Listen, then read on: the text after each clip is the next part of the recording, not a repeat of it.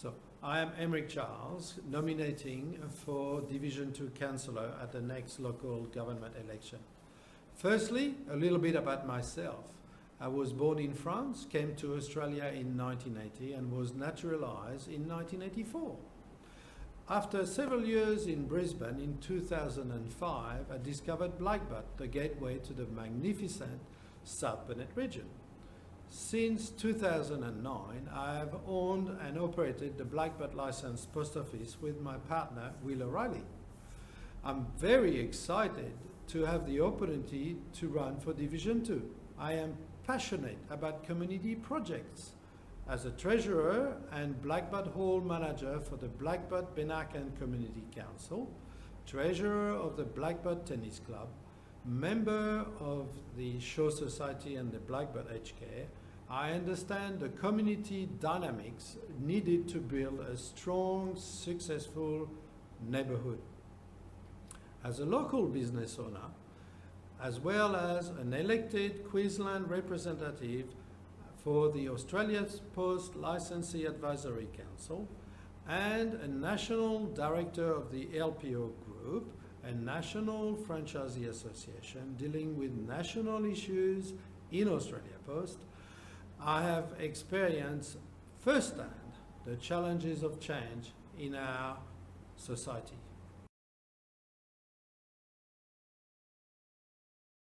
I personally love the community spirit that exists in the little towns like Blackbutt and the little towns right through the South Burnett Regional Council. And I have a set of principles that I want to instill in the council and that I follow through my life, which is the four-way test of the thing we think, say and do. Number one, is it the truth? Number two, is it fair to all concerned? Number three, will it build goodwill and better friendships? And number four, is it beneficial to all concerned? So with those principles in mind, I believe that I can offer the community and the people in Division 2 an honest and trustworthy relationship with the council and the councillors. The proposal of the Moreton mine has been discussed in great length at a recent meeting in Kingaroy, and I was there. I saw the community answer that question strongly. So I am the voice of the community. Whatever the community decides, that's what I will go for. In the case of the Moreton Resources Mine, the community at this meeting said, no, I'll stick to that.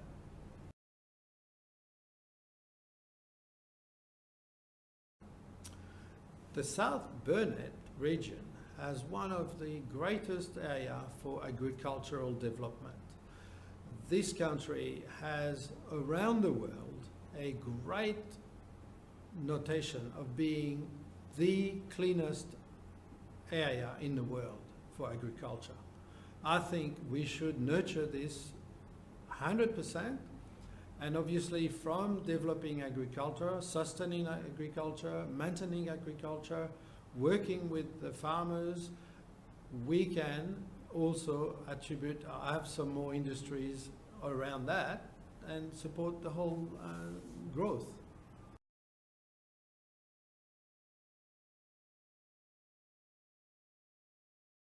A big area also, beside tourism and industry and agriculture, that is coming to the forefront is the ageing population.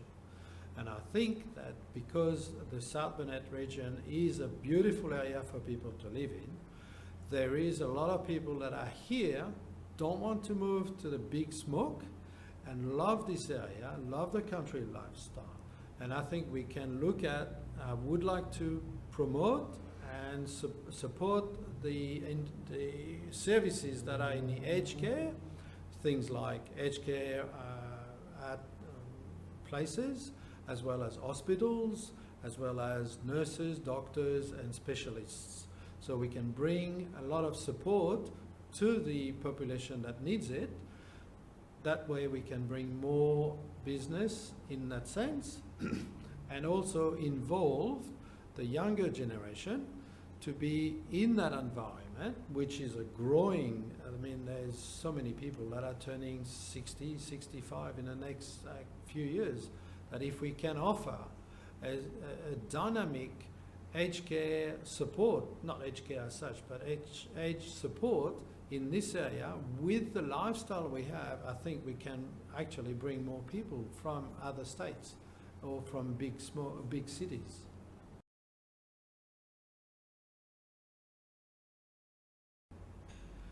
What I find exciting about the South Burnett is the friendliness of everybody. Everybody is happy to smile, happy to say, have a good word, how are you going? And it's just that community spirit and that community, the binding of people in this community.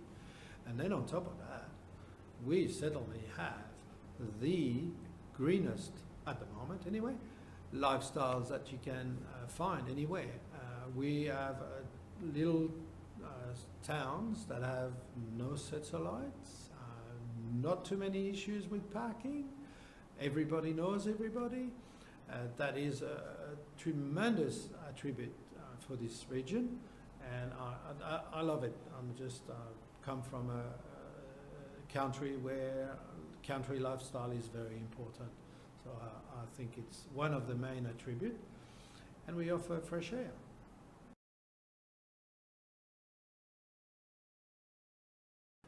Negatives, yes, unfortunately we have to talk about those.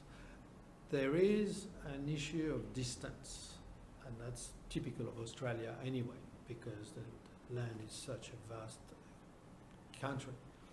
But here we have an issue with, again, coming back to that point, the ageing population.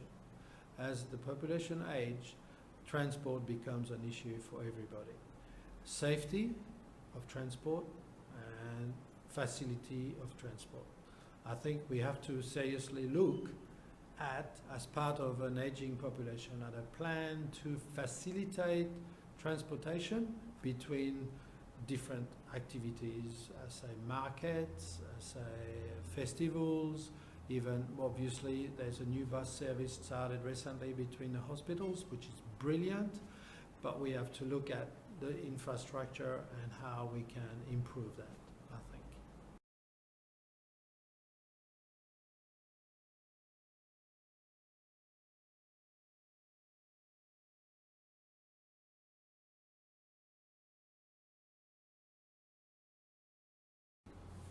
The road that goes from Maidenwell to the Bunya Mountains has a big portion of dirt on it.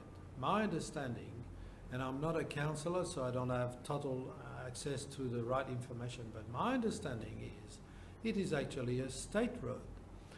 Therefore, the state will be pushed to get that road fixed, in my opinion. That's what we should do, so that we have a proper road that is safe for the people that are coming and visiting the great area that encompasses Maidenwell, the Bunya Mountains, and all the South Burnett region.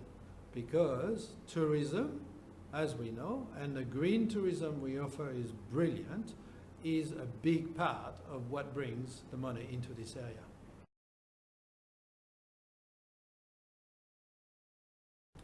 The weir, the Nanango weir, my understanding is actually positioned very low, and the access is very steep, and therefore to bring it to the standards that would require the council to fulfill its duty of care could be of an extremely expensive exercise.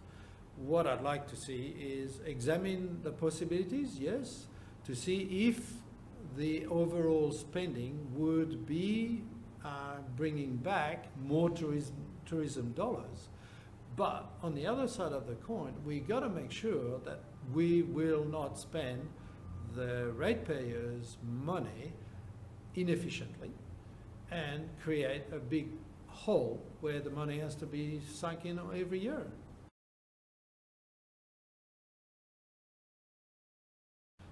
We have a jewel in the crown in the South Burnett in terms of we are green, we clean. There's certain things that I would like to see, and I'm not too sure if those have been already started or studied, but there's one thing that we have in Europe is every town has a sister city, and therefore a sister city somewhere in the world or somewhere in the vicinity, so we can start doing some exchanges that way. Another area I would be looking at is further develop the agricultural knowledge, experiences for the young, so rather than connecting to their Wi-Fi, they should connect to the land, which we'll need to have more and more and more people creating more jobs and also creating more nourishment. We need to feed the population. We must support agriculture. So now that brings, in my opinion, we can bring experience, the country, the lifestyle, the agriculture, to the people that live in cities where they've completely lost feelings and knowledge of even where the eggs come from, where the milk comes from. Well, how do you make cheese? How do you make butter? Things like that. I think, on an iPad it looks good, but when you feel it, it's better. And I think we could promote the experience of the true land.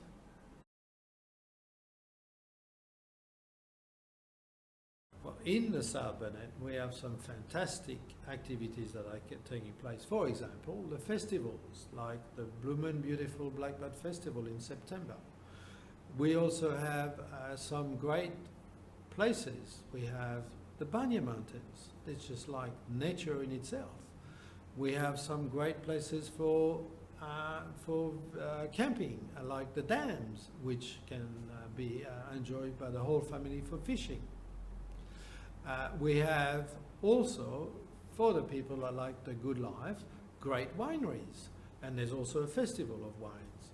And then, just to get back to the country experience, we have fantastic markets that are regularly conducted in Nanango, Blackbutt, Mergen and other places.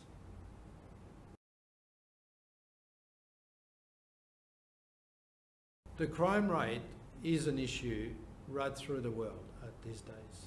What I know is that the police matters are handled at a state level and therefore not under the jurisdiction of the council. However, from doing some study, I found out that there is a relationship between the level of unemployment and the level of crime rates. So, as a council, I think we can focus on developing more employment opportunities for the young ones or the younger generation with things that will then give them hope and focus them on a better future than what they have now.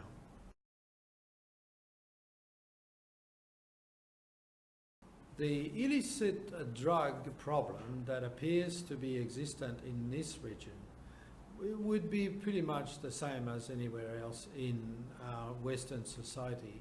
And unfortunately, again, it is a state issue handled by the police. But maybe I can come back to giving hope to the younger generation. So rather than focusing on what is not really suitable, not acceptable to do, they should be able to have an employment, and hopefully they will not touch the drugs.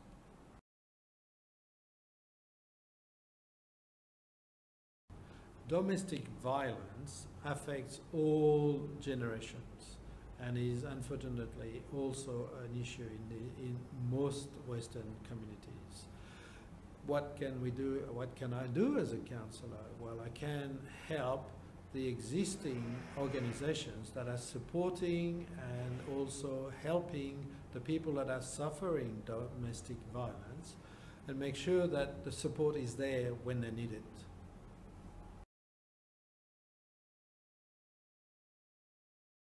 If I am elected as a councillor, I will do my utmost to make sure that the ratepayers' dollars are invested correctly, and that the council is absolutely accountable for where the dollars invested by the ratepayers is spent.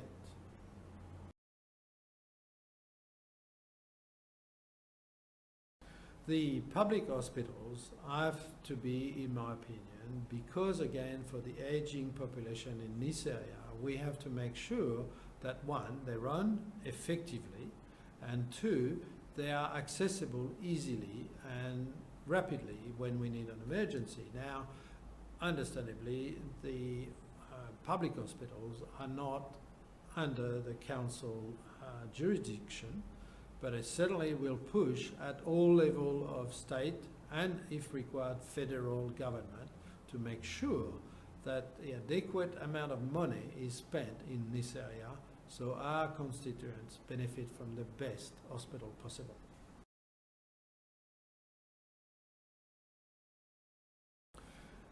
Because, as I mentioned earlier, we have an aging population, we definitely need a lot more support specialists for all health-related issues, and those are supplied at a state level.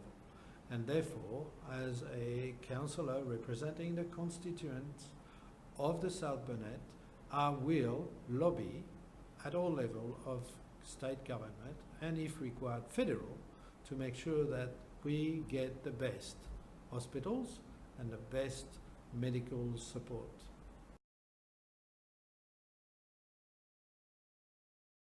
Mental health issues affect lots of people, and we have quite a few cases that have unfortunately ended dramatically, and it is very sad. So therefore, as a council, I think, because it is obviously a state issue, as a council, what we can do is help facilitate all that is available here for the people to get the support they need in their health issues.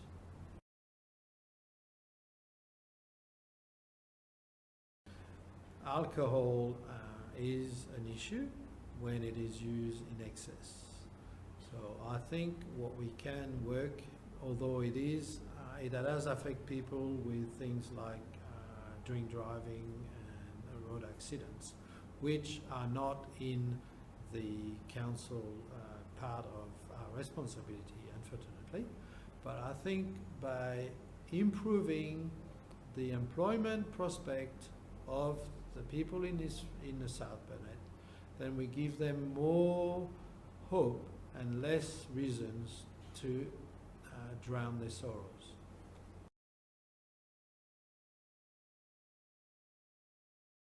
To support the community with the issues like that, there is quite a lot of groups that are already established, and the council, I think, can facilitate the connection between those groups and the people that need the service by means of communication, ease of commission, flyers, etc., etc. That makes the people that need those services aware where to find them.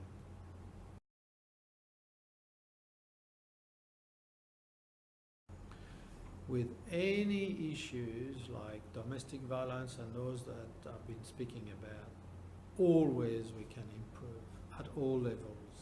And all it is a matter of supporting the supporters, i.e. the people that are on the ground doing the work to help those that are in need of that support.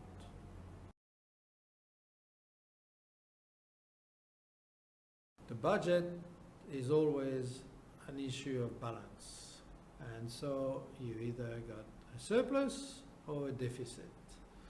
Is the budget in crisis? Some people can look at the amount of money that the council currently owes and judge that as a crisis. Some other people will look at it as a way of further developing the area. So are we in crisis? Well, that all depends how you look at it. What can I do about it? What can I do is I can make sure that obviously we spend the ratepayers' dollars and invest them wisely and minimize the amount of money we borrow in order to achieve the results that the community requires. Now, we have an issue in the South Burnett, is that, for example, we have somewhere around 3,000 kilometres of road and only 30-odd thousand ratepayers. That is not many people to fix a lot of roads. That's a challenge. What I want to see is that we do improve the system at which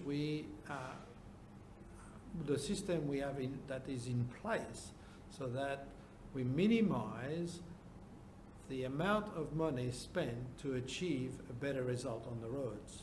So instead of sending a crew down the other end and a crew this end, we try and combine things like that. It's just a matter of bringing efficiency in the whole system, I think.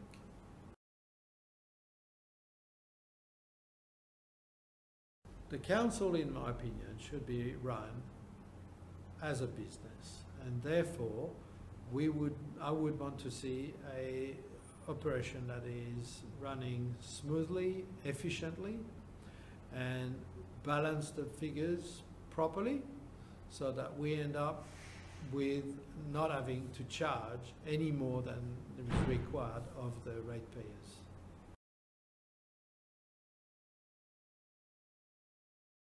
Accounting requires a fair amount of knowledge.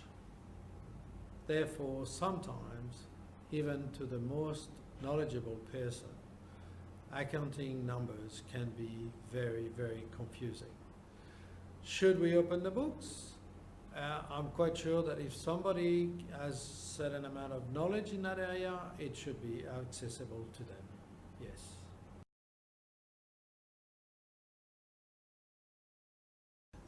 Naturally, everybody would wish to know everything that's going on in the council.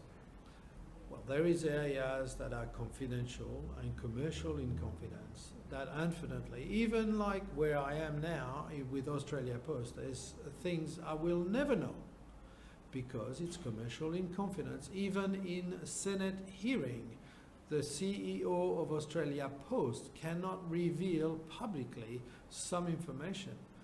The council falls under the same regulations, but we can be as transparent as can be with respect to confidentiality.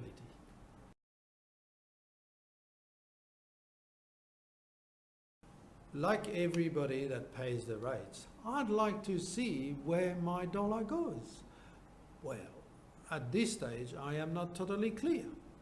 So I think we have to, as a new council, we have to work to make it very clear and very simple. Maybe, just as thought, a pie chart. This is where your dollar's gone. Things like on the roads, etc., etc.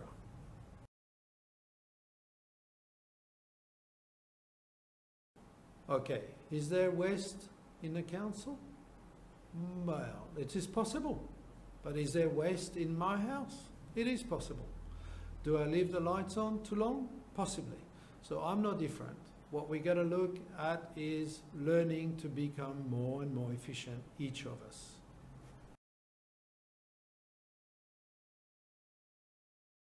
Well, the road levy is a major issue for quite a lot of people. What I found is that, say for example, we go to the bakery and the baker offers me to have an extra bit put on, like say for example, would you like some more cheese, would you like some more bacon on your loaf, that make it tasty and so forth, make it beautiful. That's only 55 cents, which is the road levy per day. Well then, of course I'd like a bit of cheese and goodies on my bread, make it taste better for my lunch. But if he puts it in and I can't see it, where he's put the cheese and bacon, I won't be happy with that. So what I'd like to see is, where is my road levy being spent? Once I can see where it's spent, then I can judge whether yes or no it is worth paying for.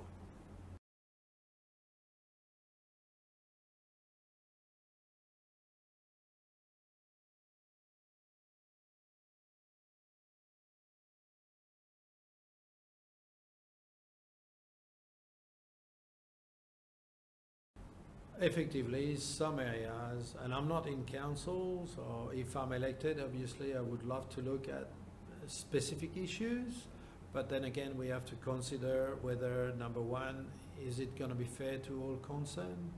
Will it be real? Number two, will it build goodwill and better friendships? And also, well, we want to make sure that everything is done safely for everybody concerned.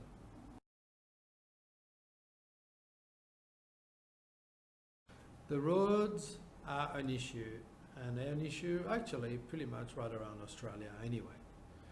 We also have the issue here that we have lots of roads, about 3,000 kilometres again, I mentioned earlier, and only about 30,000 ratepayers. So therefore we have a stretched budget to maintain the roads. Effectively, I agree with that statement that we must fix the roads so that we don't have to fix them up again and again and again. So we are efficient in that work, and we save and save the ratepayers money.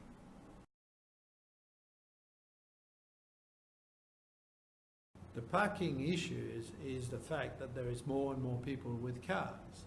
So what we have to find is a system where people can park effectively as close to where they need to go as possible. That'll be a constant battle and a constant issue that we have to deal with if I'm elected as a councillor.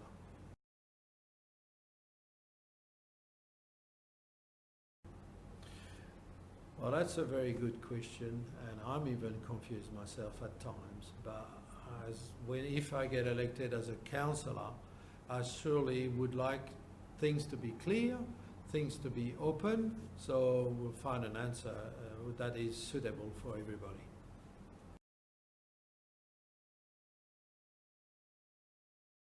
The allocation of the funds that the council receives from many sources, I'm not privy to that information at this stage in any way, and if I am elected, I will certainly be able to answer that question more precisely.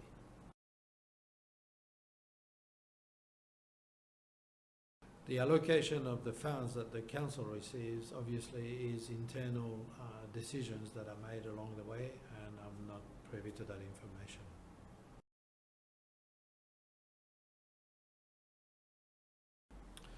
Well, there is some outsourcing, but again, this is really internal decisions that I don't have access to at the moment.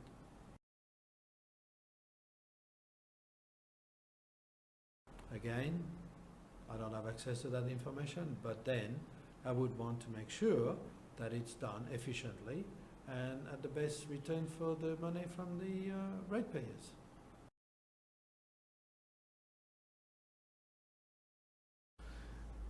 Well, I am not familiar with the allocation process that takes place currently with issues that are raised by individual residents. However, what I'd like to see is far more transparency and obviously more open communication between the residents and the people that are involved on the decision making on the side of the council.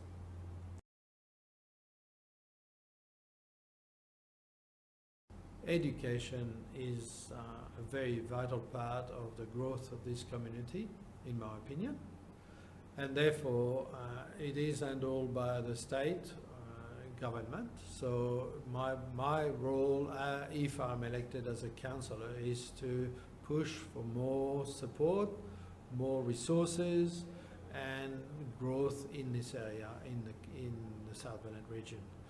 With regard to the CQU proposal, I'm not familiar with the final details, so I can't really comment on that.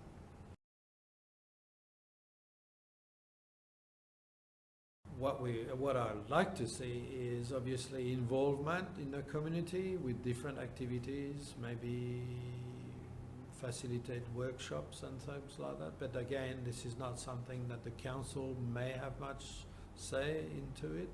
So, but if we bring more employment, we can create more places for apprentices and then help the youth to get settled in this area.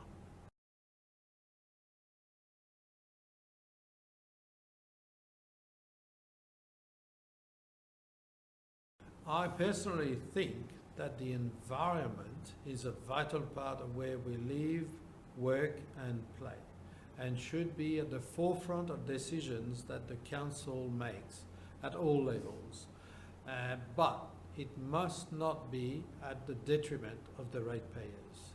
So should we use solar panels? Should we increase the renewable energy? I think in this country, we have so much sunshine, why don't we? We should.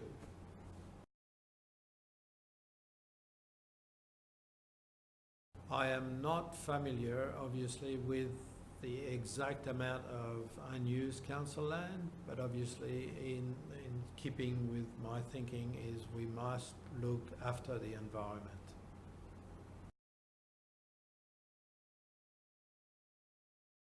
There is more and more technologies that are facilitating renewables, and therefore with keeping in mind that the environment is important for everyone, I think we must follow those or look at those and see if we can benefit from them in this region.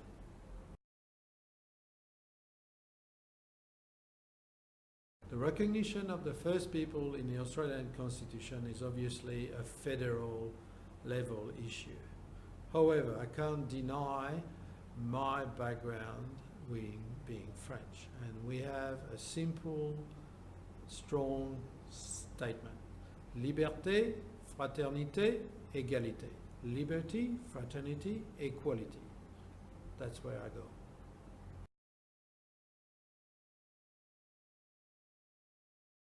I think I'll have to come back to my statement earlier.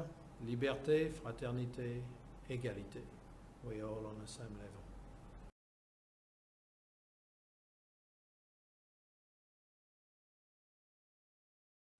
Need I say no more?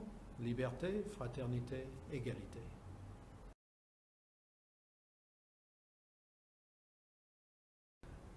In my opinion, we are all equal, and therefore we should have an open communication between all parties and make the place work together so that we have a unity in what we are doing to benefit everybody.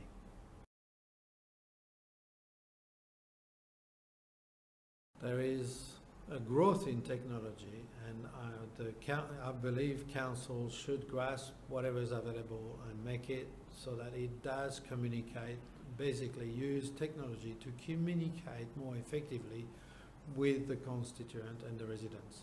However, we got to remember that we have an aging community, and that still today some of our residents do not have access to the internet, do not own a computer, and wouldn't know how to turn it on.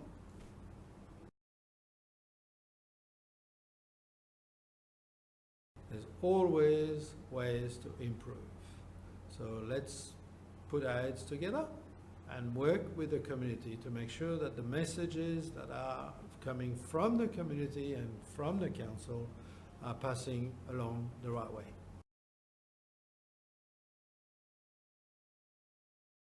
Yes, it's always a challenge when you have a black spot on your mobile. So effectively, it is, in my opinion, something that if I was elected as a councillor, I would lobby extensively with the federal and the state governments to achieve a better coverage for everybody.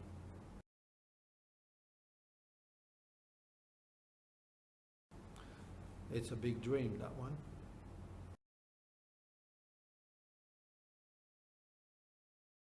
I have never been affiliated to any political parties. I am totally new and fresh in this endeavour, and with an open mind and a positive attitude, my aim is to deliver the best possible council for everyone.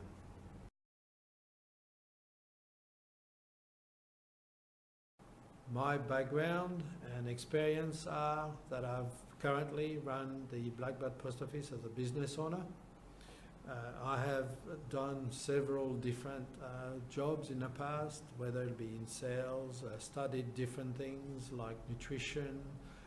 I've also been a fitter by trade as well, so I've got a vast experience over my life, which allows me to fit in very well with anybody in the community.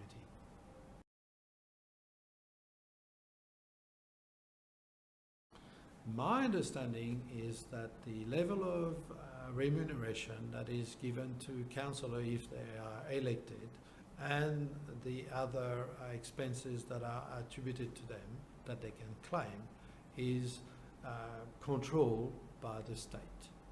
And whatever it is, that'll be fine by me.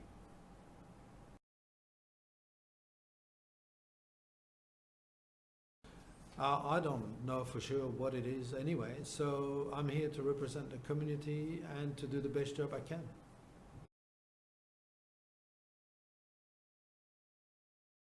It appears to me that you can build trust with other people if we communicate openly, and that's what I'll be looking at doing.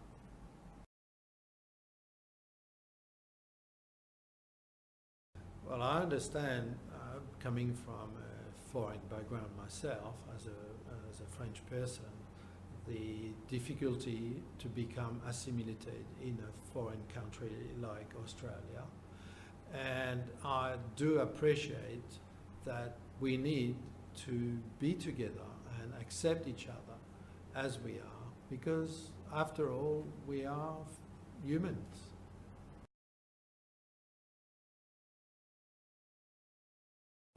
Unfortunately, anything that requires safety requires a fair amount of investment, and therefore we have to be mindful of where we spend the money in this area. If required, I would say, personally, if I was elected, obviously we would to prioritise the areas that need, desperate need of improvement so that it's safe. But again, it must not be at the detriment of the ratepayers.